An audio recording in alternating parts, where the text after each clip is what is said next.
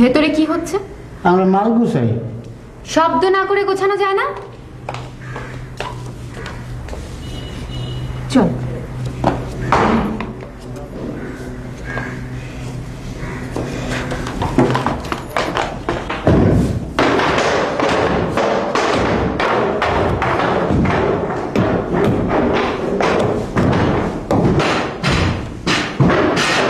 কি হচ্ছে?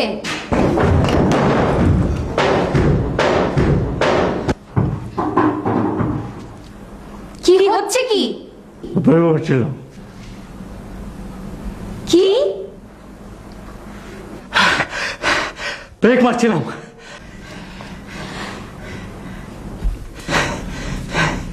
তোমরা কে মা? পাশের ফ্ল্যাট। বসো বসো। আমরা বসতে আসিনি।